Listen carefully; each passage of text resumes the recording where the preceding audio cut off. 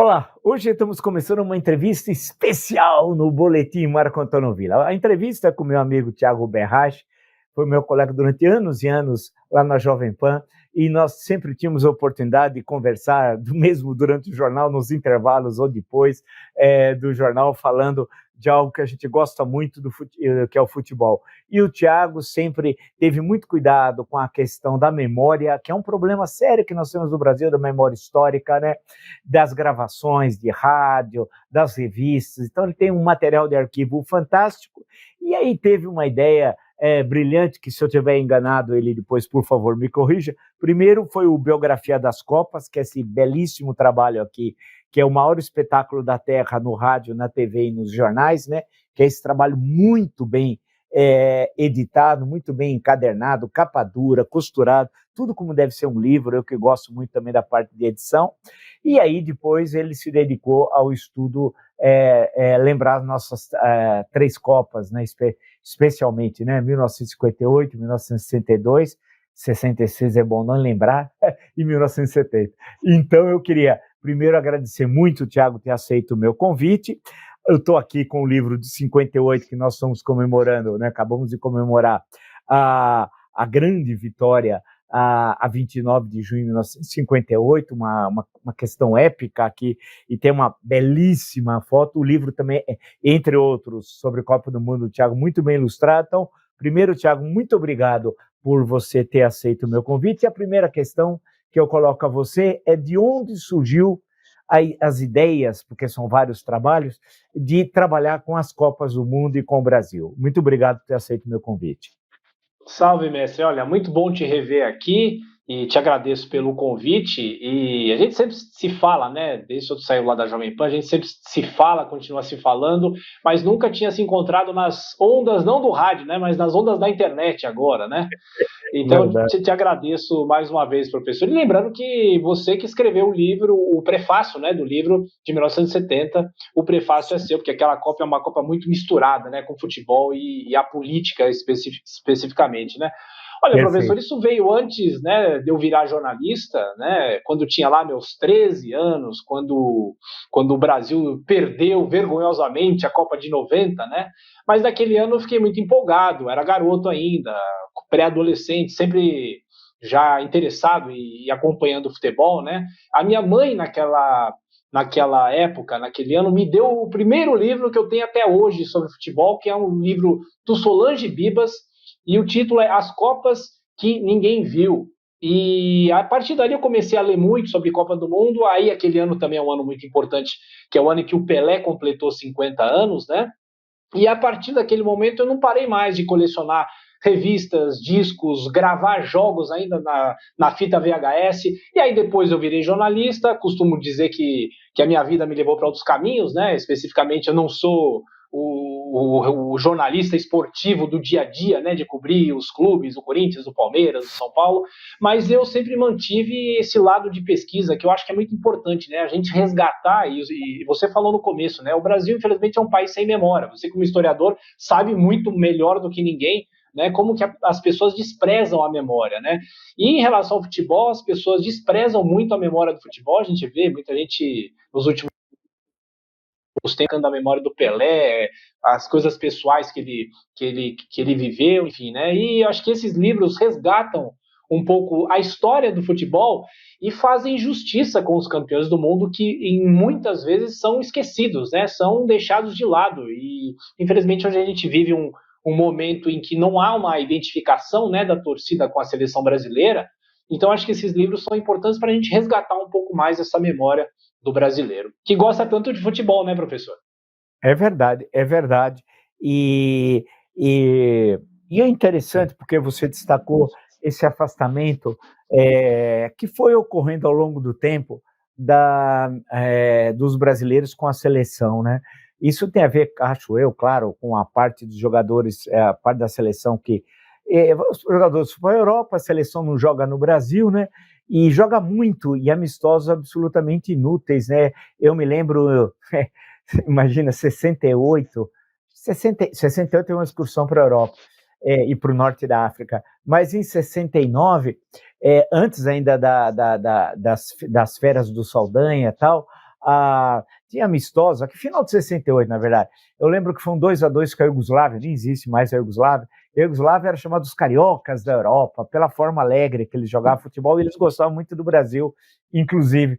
Então era muito difícil ter jogos de seleção brasileira, e chegar à seleção brasileira era uma honra que poucos conseguiram. E você pega justamente esse momento histórico, por exemplo, 1958, que é um belíssimo trabalho que você fez, porque nós tínhamos passado por 54, a derrota contra a Hungria, a tragédia de 1950, né? E ficava muito aquilo que, claro, está imortalizado, repetido tantas vezes pelas pessoas que muitas vezes não leram o Nelson Rodrigues, mas sempre repetem a questão do complexo de vira-lata.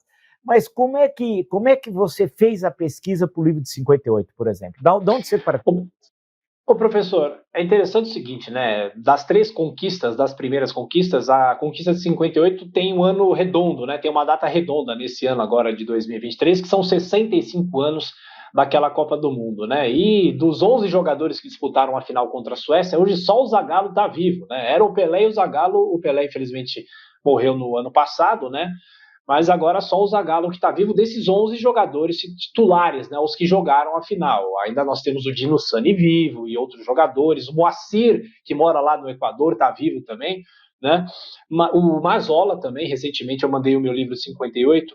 E, professor, é interessante porque, assim, por muitos anos, e todos esses anos que eu sempre gostei de pesquisar e de ler sobre o futebol, eu sempre via e revia incansavelmente os vídeos, as imagens, as poucas imagens que existem da Copa de 58, né? Mas quando você senta para fazer uma pesquisa, para você trazer à tona, para você contar uma história num livro, aí é um mergulho totalmente diferente, né? Você sabe, como historiador, você começa a respirar aquele momento muito mais do que você já teve contato em outras vezes sobre aquele determinado assunto, né? Então, o meu trabalho nesses três livros, primeiro começa o que eu chamo de fichamento, né? Fichamento eu aprendi na faculdade quando o professor ainda falava de fichas, né? Você pegava aquelas fichas e ia anotando, né? O que te chamava atenção na sua pesquisa, né? Claro que o trabalho é todo hoje digital no computador, mas primeiro eu fiz um mergulho completo nos jornais, nas revistas da época, e separando curiosidades e aspas, né, que eu poderia aproveitar no livro, né?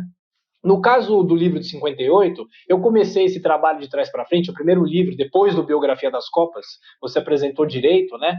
Primeiro veio de 1970, que foi lá em 2020, você já ainda estava lá na Jovem Pan, a gente conversava, né, professor, o que você acha? Eu devo lançar um livro sobre a derrota do Brasil em 50 ou a vitória do Brasil em 70? Você falou, vamos falar sobre as vitórias, né? Vamos falar sobre as conquistas importantes. E a conquista do Tri estava completando 50 anos, né? Em 2020, estávamos, infelizmente, no meio da pandemia, né? Então, o livro de 58 e o livro de 62, eles seguem o mesmo esqueleto do livro de 1970, né? Que são os capítulos, cada um descrevendo os jogos, né? Contando, claro, todo o período de preparação.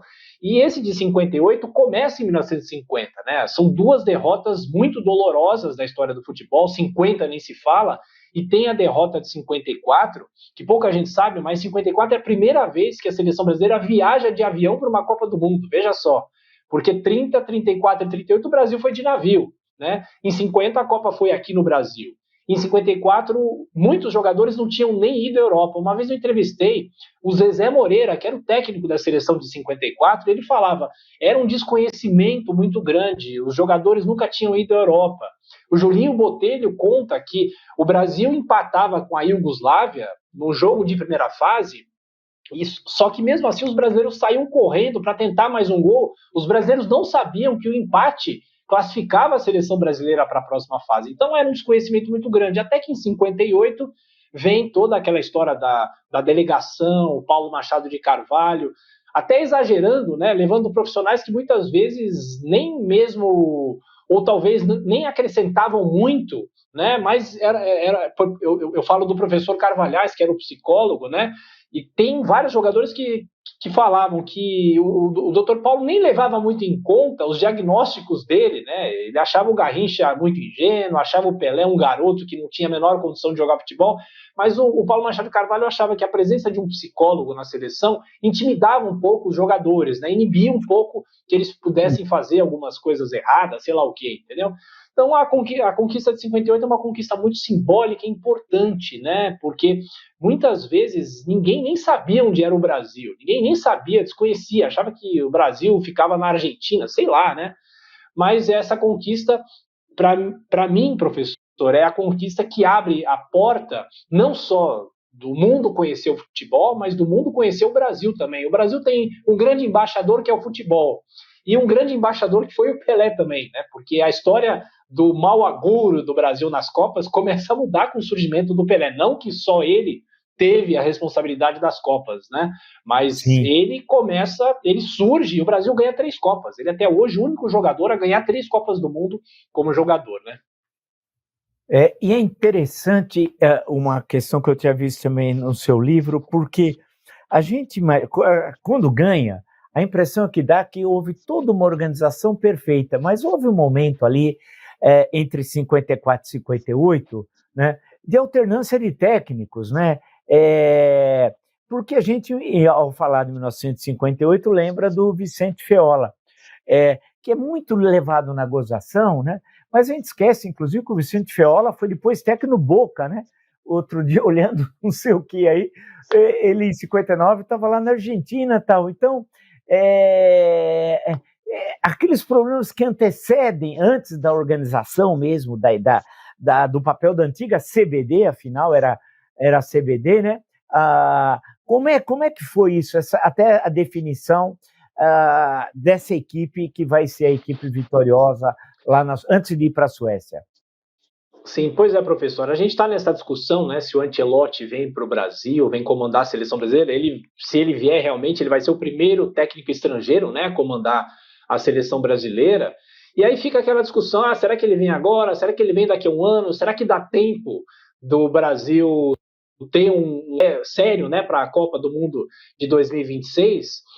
E falando de uma só vez de 58 e 62, pouca gente sabe, e esses livros são interessantes quando você faz a pesquisa. Eu mesmo me surpreendi muito com as histórias que a gente vai encontrando durante as pesquisas, né? O próprio Feola só foi escolhido o técnico da seleção em fevereiro de 58. Veja só, a gente fala muito que o Zagallo, né, foi escolhido em cima da hora, depois da queda do Saldanha. O Zagallo assumiu o comando da seleção de 1970, faltando 78 dias para a estreia do Brasil na Copa. Mas o Feola também, o Feola foi escolhido em fevereiro. Por quê? O ano de 1957 é um ano muito bagunçado, né? A CBD faz uma espécie de rodízio de técnicos, né? Você tem a classificação do Brasil em 57 para a Copa do Mundo, depois vem o técnico era o Brandão, né, Oswaldo Brandão, depois o Brandão sai, aí vem o Flávio Costa, aí vem o Silvio Pirillo, que também treina um pouco a seleção, e ele coloca o Pelé, inclusive é o primeiro a escalar o Pelé, numa derrota do Brasil para a Argentina, né, por 2-1, e o gol foi do Pelé. Então é uma bagunça, o ano de 57 é uma bagunça, e os jornais cobram a CBD. Por que não há uma definição em relação ao técnico, né? Por que não se bate o martelo? O fato é o seguinte: em janeiro de 58, o João Avelange é eleito presidente da CBD, e o vice-presidente é o Paulo Machado de Carvalho, né? E, ao mesmo tempo, Paulo Machado de Carvalho assume o comando, a chefia da delegação brasileira. O Avelange tinha todos os defeitos, né? Corrupto, aquela coisa que a gente já falou muito aqui na história, né? Mas ele não era bobo, né? Ele tinha, obviamente, as ambições dele futebolísticas, mas ele sabia se aliar com pessoas que poderiam resolver o problema dele, né? E o Paulo Machado de Carvalho resolveu o problema dele e do futebol brasileiro, né? Então o Feola é escolhido em fevereiro, obviamente é uma escolha praticamente pessoal do Paulo Machado de Carvalho, porque o Paulo Machado de Carvalho tinha trabalhado com o Feola no São Paulo, né, futebol clube, e você falou da ida do Feola para o Boca Juniors, né? Esse é um outro erro da historiografia do futebol, que insiste em dizer que o Feola seria o técnico do Brasil em 62, se ele não ficasse doente. A história não foi bem essa. O Feola deixa o comando da seleção no fim de 1960 para treinar o Boca Juniors, né? Ele legitimamente quis alçar voos mais altos, né? Quis treinar um clube estrangeiro. E aí veio a escolha do Aimoré Moreira. Já até março de 1961, essa definição estava tomada. Então, das 3 Copas, das primeiras Copas do Brasil, 58, 62, 70, o Aimoré é o que tem mais tempo para trabalhar a seleção. Isso é muito interessante, né? Então, o Aimoré assume em março, né? E o Feola ainda volta, porque o Feola rescinde o contrato com o Boca Juniors no fim daquele ano de 1961, e a CBD, para não ficar ruim com o Feola, que era o técnico campeão do mundo, a CBD coloca o Feola como uma espécie de coordenador técnico, mais ou menos o que o Zagallo foi do Parreira em 1994, né? Só que aí vem a doença do Feola. O Feola já na fase de preparação, ainda no Brasil, em abril de 1962, o Feola fica doente, é internado aqui no Santa Catarina, da Avenida Paulista, e ele não vai para a Copa. Então, acho que é importante dizer e fazer justiça ao Aimoré Moreira. Os dois tinham temperamentos totalmente diferentes, né? O Feola para o Aimoré, mas o Aimoré, já em 61, foi escolhido técnico da seleção com toda a justiça, porque o Feola tinha deixado o comando da seleção para ir treinar o Boca Juniors. É interessante essas lembranças aí.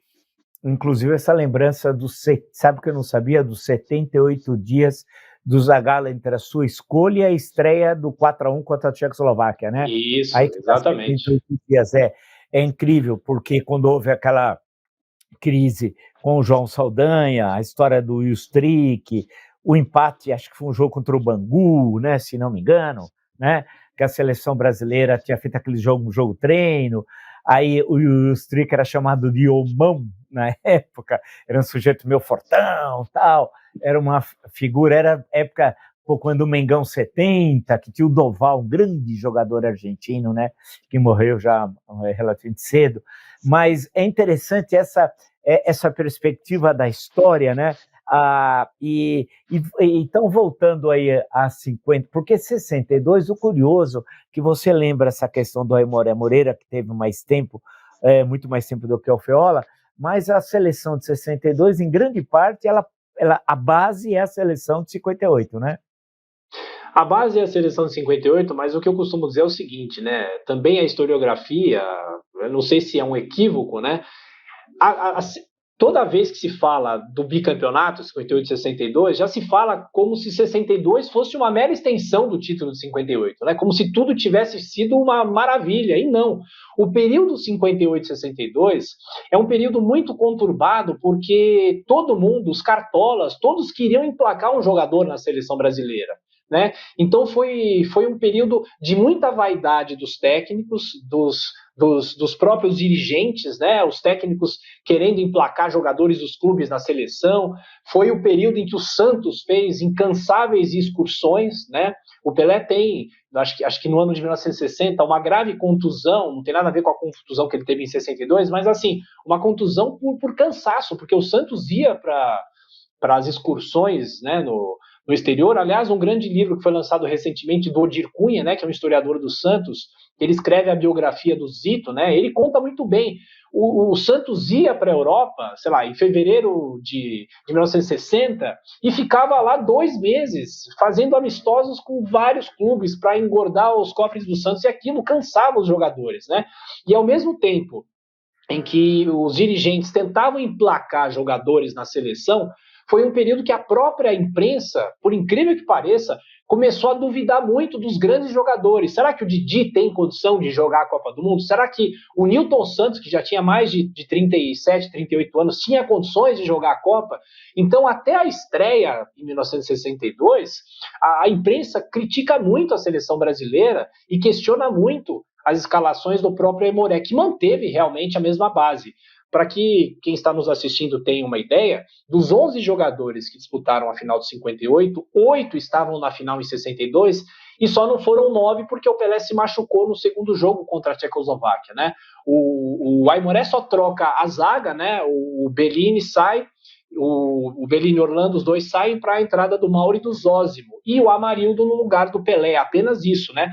E a seleção de 1962, eu não tenho nenhum pudor de falar isso, ou vergonha, enfim, mas por muito pouco, eu não tenho medo de falar isso, por muito pouco a seleção de 62 não se classifica da primeira fase, porque ganha do México por 2-0 e a imprensa na época criticando a forma como a seleção jogava.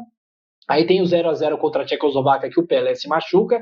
E o jogo contra a Espanha é um dos jogos mais dramáticos da história do futebol, porque o Brasil estava perdendo até os 25, 26 minutos do segundo tempo, até o Amarildo fazer 2 gols, né? Então, por muito pouco, a seleção não corria o risco de ficar fora da primeira fase da Copa, né? Aí veio o jogo contra a Inglaterra, a seleção vai melhorando. O Vavá também é um jogador, por incrível que pareça, muito questionado nessa seleção de 62.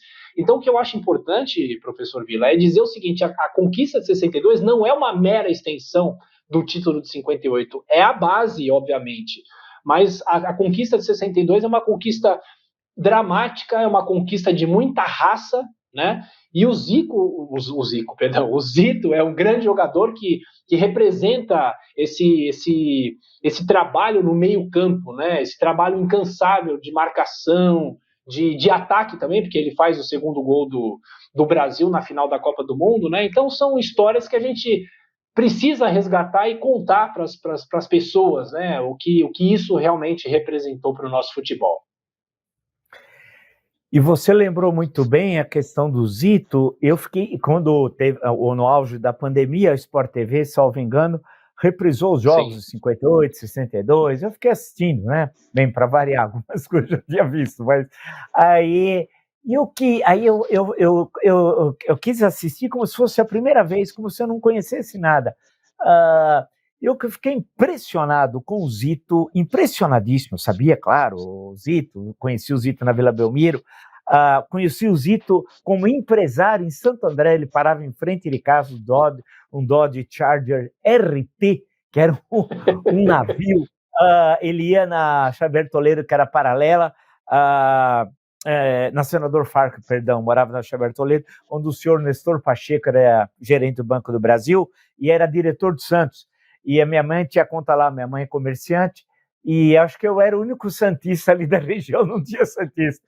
E ela falou que eu era santista, sempre que eu ia pagar as duplicadas, tinha 10 anos, imagina, 11 anos, e ele me via lá na entrada, falava, e ele me deu várias flâmulas, né, que hoje também ninguém dá mais flâmulas, do Santos, tal. E o Zito parava sempre em frente de casa.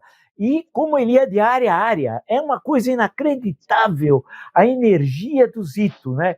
Como ele defendia, como ele construía, como ele estava no ataque. E uma outra coisa em 62 que me lembrou, que eu fiquei impressionado, porque a gente era muito rival do Rio de Janeiro, aquela história de São Paulo contra Rio, foi o Zagallo. O que o Zagallo fez em 62, como é que ele jogou bem, como é que ele cobriu o Newton Santos, você lembrou da idade, e como é que ele fazia esse vai e vem, foi uma coisa assim inacreditável. Como que é bom a gente rever, né? E com os olhos de hoje, esses jogadores, né?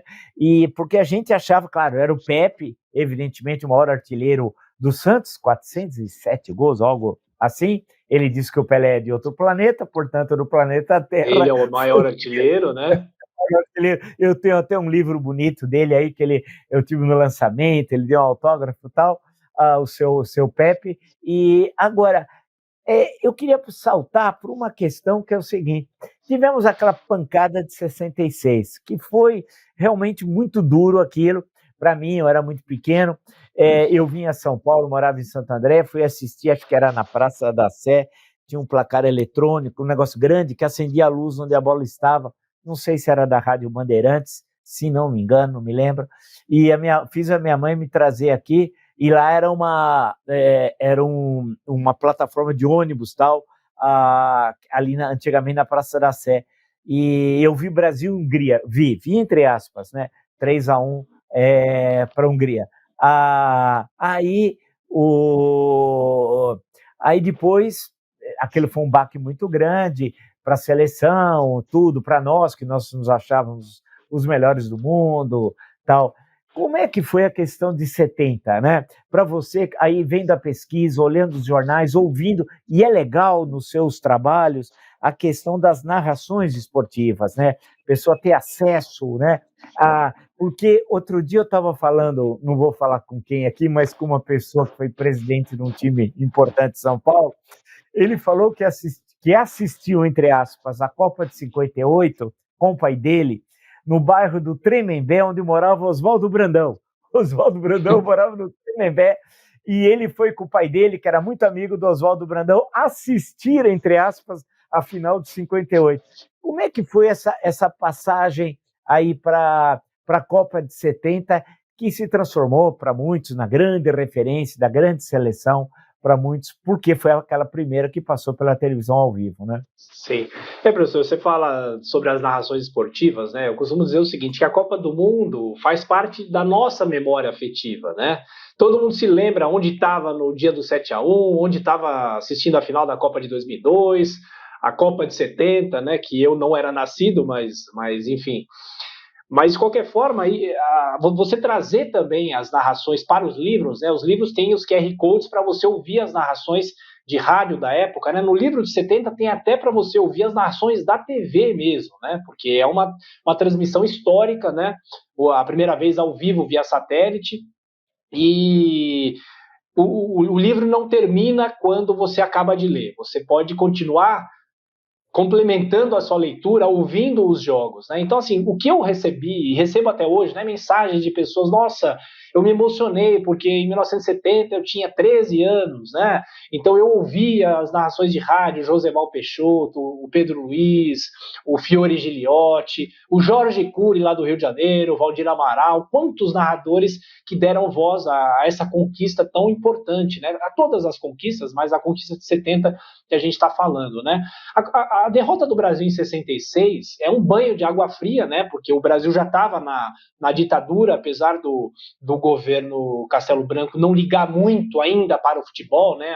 A questão vem com mais força com o Costa e Silva, né, com a história da ERP, né, fazendo a publicidade, a propaganda do governo, né, me corrija se eu não estiver errado, né, mas aí entra no ufanismo também da seleção brasileira, né, eles têm o Pelé como um garoto propaganda, realmente, da própria ditadura e do que o Pelé pode fazer pela seleção brasileira, né. Então o Brasil perde em 1966, o Avelange era o presidente da CBD ainda, ele tira o Paulo Machado de Carvalho, e ele mesmo assume o comando da delegação. E foi uma bagunça, com mais de 40 jogadores convocados, depois cortados.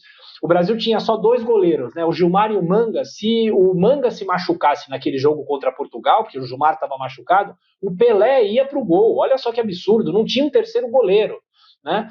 Então o Brasil começa um trabalho de recuperação, mas o Brasil também perde praticamente todo o ano de 1967, porque o Aimoré volta, tem a criação da tal da COSENA, né, Comissão Selecionadora Nacional, e isso não dá certo, né? Até que o João Avelange, e a gente volta a falar aqui do João Saldanha, né? Não só a queda do Saldanha deve ser muito discutida, mas também por que o Saldanha foi escolhido técnico da seleção. Ele que era comunista, né, de uma ditadura, teoricamente ele virou um funcionário, obviamente que a CBD não era uma entidade ligada ao governo, tinha suas relações lá com o Ministério da Cultura ou da Educação, mas como que uma pessoa como o Saldanha é chamada para comandar a seleção brasileira, né, e podia ser campeão do mundo, né, um comunista sendo campeão do mundo em 1970, né? Então, o que acontece? O Saldanha é uma pessoa que era muito conhecida aqui no Brasil, era um cronista esportivo, ele já tinha treinado o Botafogo no fim dos anos 50, inclusive campeão carioca, né? E ele é chamado para recuperar a imagem da seleção, né? Para dar um ânimo, né, na torcida, para que a torcida confiasse, passasse a voltar a confiar na seleção. Aí vem a história das férias do Saldanha, o Brasil se classifica muito bem para a Copa do Mundo, aí tem a queda do Saldanha, né? Por inúmeros fatores, né? Ele começa a falar muito, começa a incomodar a ditadura, a própria ditadura, na minha avaliação, começa a projetar, poxa vida, se esse cara ganhar o título, como é que a gente vai fazer, né? E aí vem o auge da ditadura do Médici e tal, aí o Saldanha cai, né? E um dos motivos foi, ele entrou na concentração do Flamengo armado atrás do Ilstrick, né, que tinha feito uma crítica a ele num programa de televisão, se eu não me engano, lá na mesa redonda da Facite, né, do Armando Nogueira e tudo mais. E aí vem o Zagallo. O Zagallo, é importante dizer também, o Zagallo tem muitos méritos na montagem daquela seleção. Claro que ele pega uma base, só que ele monta a seleção, ele adapta o grupo do Saldanha para enfrentar grandes equipes do futebol, né? E é interessante, a seleção de 70 tem os melhores números de todas as seleções brasileiras campeãs. A seleção de 70 faz 19 gols em 6 jogos.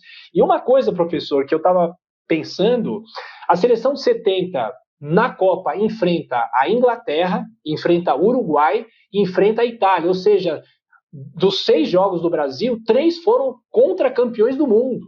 Né? Então você veja, a Inglaterra era a atual campeã do mundo, né? Aí você tem a Itália, que na época era bicampeã, você tem o Uruguai, que era bicampeão, né? Então é uma conquista fantástica, e os gols são muito diferenciados, né? Gols que a gente viu naquela Copa, a gente não vê mais, e os lances que o Pelé também não fez, né? São até hoje reverenciados muitas vezes como mais do que qualquer gol dele, né? Então acho que a seleção de 70 está num patamar mais alto do que muitas outras seleções brasileiras e também mundiais, né?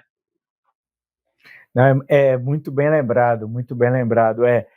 E o caso do Saldanha é um caso complicado para a gente entender. Era o João Sem Medo, teve aqueles incidentes quando ele quis matar o Manga, né, no vestiário no Maracanã.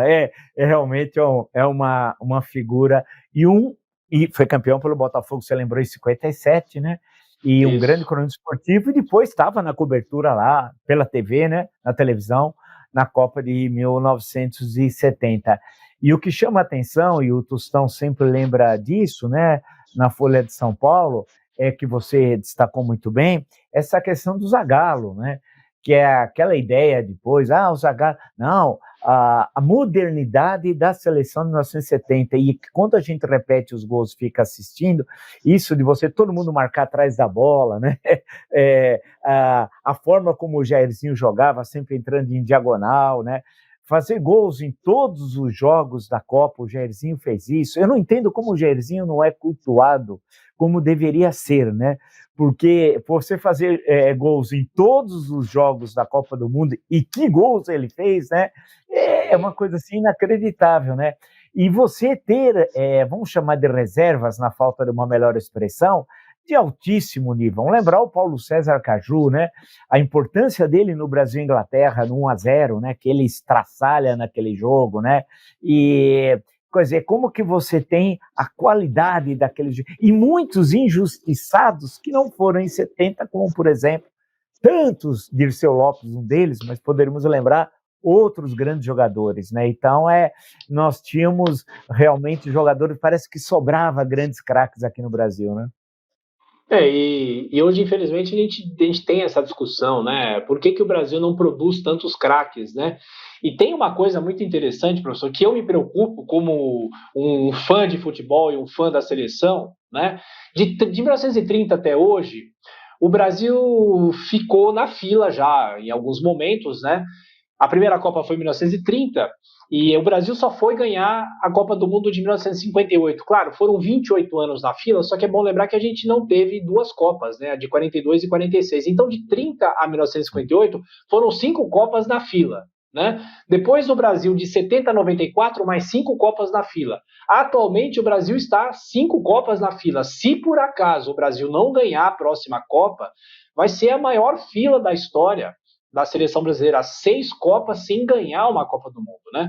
Isso daí é muito triste, eu acho, para um futebol de tanta qualidade, né, de tantos jogadores que já foram produzidos aqui, né? Você falou o Dirceu Lopes, quantos jogadores ficaram fora de uma escalação, de uma convocação para a Copa do Mundo, né? Em 1958, o Luizinho não foi, o Zizinho não foi, o Julinho Botelho não foi, olha quantos o Canhoteiro não foi, olha quantos jogadores, né, não foram para a Copa, por vários casos, né? Por exemplo, o Zizinho não quis ir para a Copa porque ele achava que ele poderia tomar o lugar de um jogador mais jovem. Veja só que caráter, né, de um atleta mais antigo como ele, né? O próprio Julinho Botelho também falava, não, eu não vou para a Copa porque eu estou voltando para o Brasil.